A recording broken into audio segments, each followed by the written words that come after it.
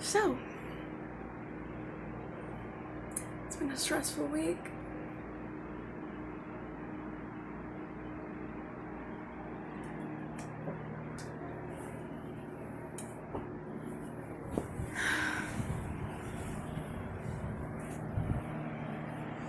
Infinitely. The last couple days, Chris has basically refused to do his schoolwork.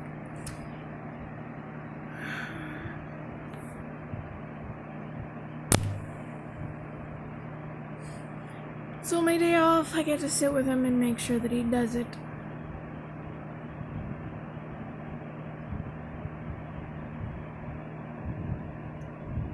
A friend of ours has, we've been leveling to do dungeons and WoW. And we got my character up to a point where we could do that more easily. I'm worried about Chris. I don't think he is socializing enough right now. But there's nothing for it. Even the neighbors who before were okay with sparse socializations aren't anymore.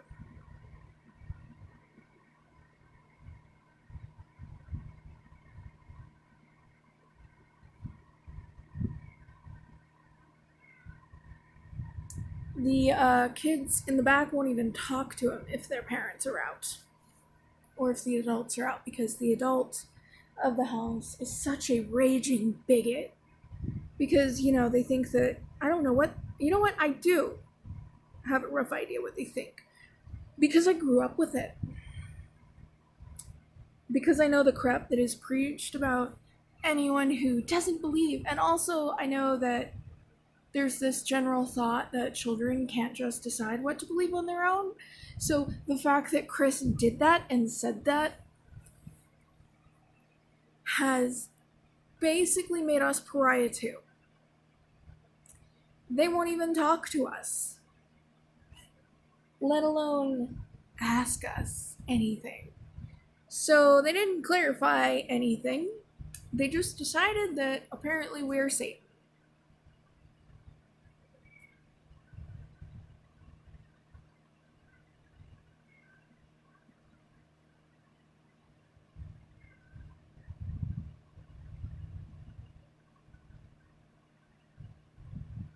Basically, yeah.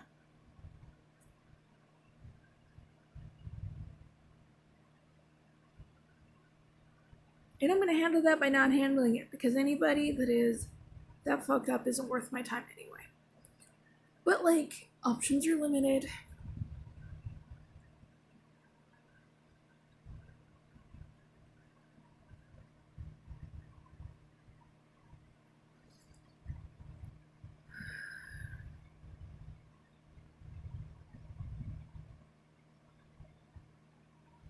Chris has been talking to his sister. They don't talk as much as, send emojis back and forth. So I'm still worried. And I don't really think that that's enough. Normally, he gets so much socialization, but in COVID, it's been ridiculous.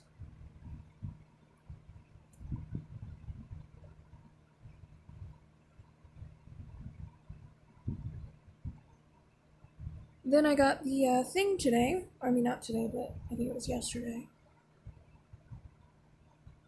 I don't even know. I'll know Monday if I have to call and reschedule or not. For the program that might help me get into the program to become a paralegal. I'll know then.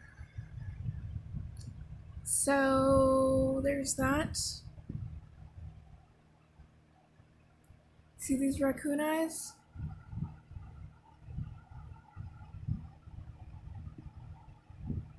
When do I sleep? Do you ask? No. See, nobody's asking that.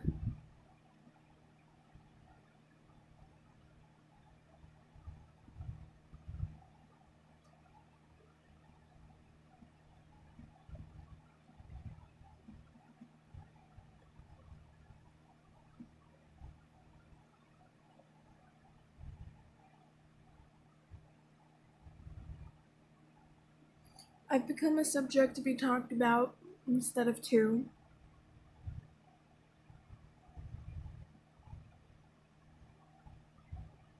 By the roommates, not by Jean, but by the roommates. So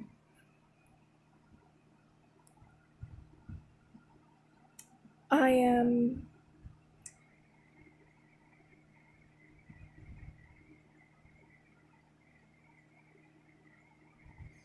unaware what the conversation was this morning, but I can take a guess.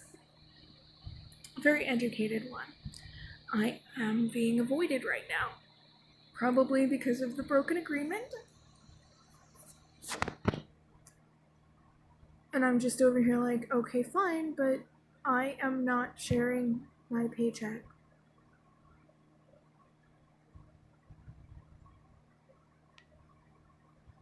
So right now, it's hard on both Chris and I because I am working and supervising him at the same time, which you should not be doing if you can help it.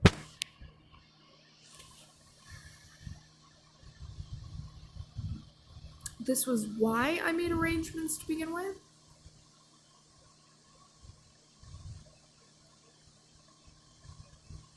Because while I'm capable of this, it isn't optimal for both of us. Especially him. Like, what the fuck is he supposed to do if he needs help on something? Like, so I'm doing this. I did a job for 40 hours this week.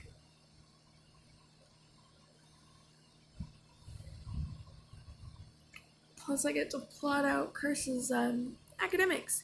And then on Saturday, I get to figure that out. Oh, and there was a lovely morning that I got up and everything was a mess. Because Tim and Jen, didn't clean up their mess. And normally, I guess I would just sort of clean it up. Even though if I miss something, they just pass right over it. And eventually, you live with people long enough, you see things like that. Now, Jen, every once in a while, will get it. Tim, if he does it, he has to announce it to you. Because he's doing you a favor. He can't just exist. You have to see it as a favor. So I usually just don't say anything. Like, oh, thank you. And then, I keep my mouth shut because it's literally, you're there, I'm over there, I'm doing something completely different. Oops, I missed something. So,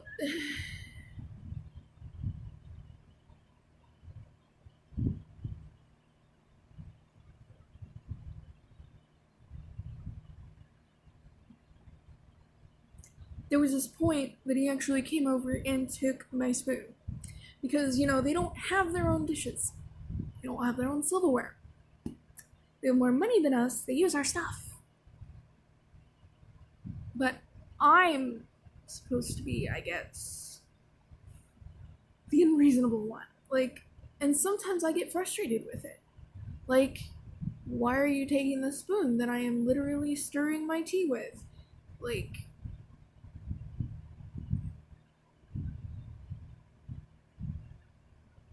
Because the spoons that are in there aren't the size that you want? Seriously? I mean, yeah, he used it, washed it, and brought it back. But that's still just rude. Ask. Don't just take things.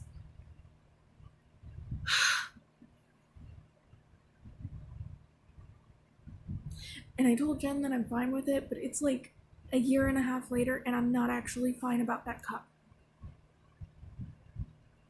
That cup was mine. The fact that, she basically commandeered it and then was like, oh, I thought I bought this, even though, it's literally in pictures. That was one of my favorites, and it kind of still is. And I still have, this knee-jerk reaction sometimes to grab it, and I have to stop myself. So, one of the only dishes that they actually own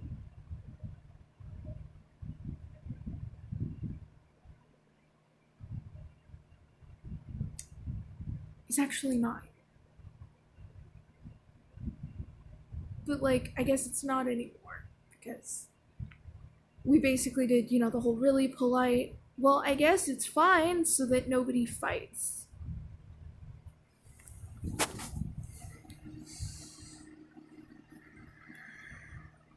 And then there's this thing, I guess for the paralegal stuff. I have to go and do this all day evaluation, but like they sent a questionnaire, and I'm like, the only person that I would trust with this would want more information than this.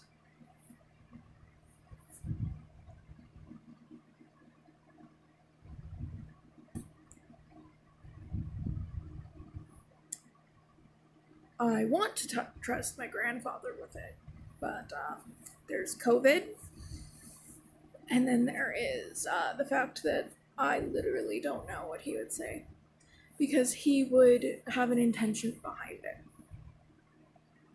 He wouldn't just be.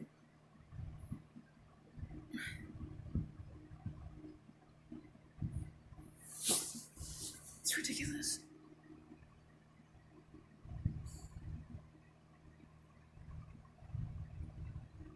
And Gene is so mentally exhausted from work.